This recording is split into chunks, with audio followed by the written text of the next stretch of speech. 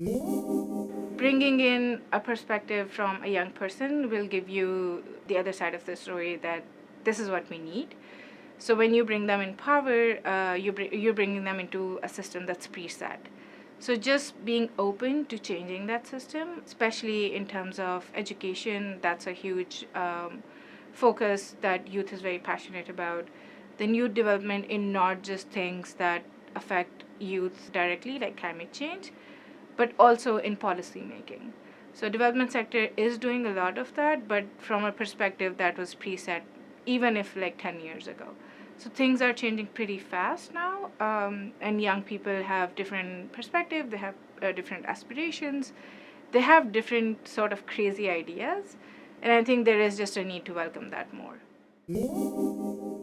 Pakistan is like one of the youngest countries in the world. And now, in the past 5 years, we've seen especially the entrepreneurial sector take off, more involvement in the government, the development sector, but they do need support. We can't just ask them to come in and not support them. They are there, but with the frustrations that come in with the bureaucracy or with the processes that act like a hurdle, that's something that we need to work towards. We need to make more spaces for them to act and welcome their ideas.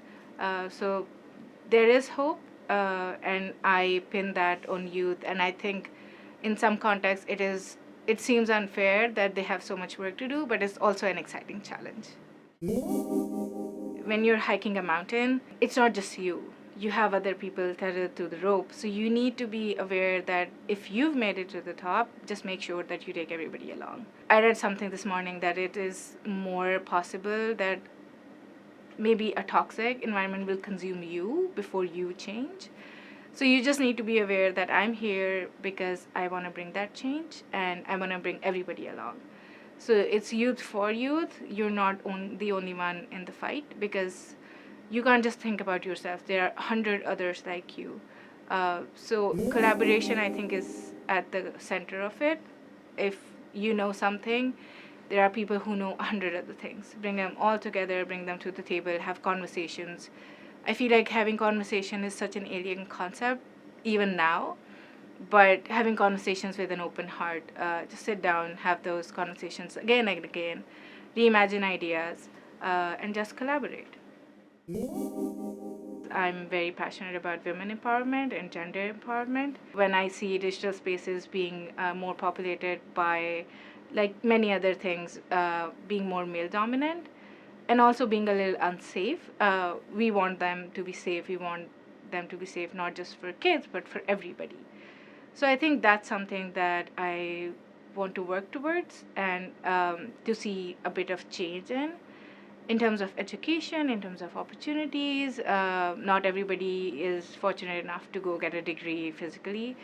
So there are so many platforms for informal education. That's what I want to bring to everybody.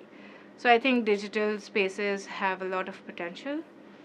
They are a little sort of like a work in progress, but that's the beauty of it. You can add anything you want, and then you can make it work. So I think it's like a gold mine yet to be discovered, but there is hope.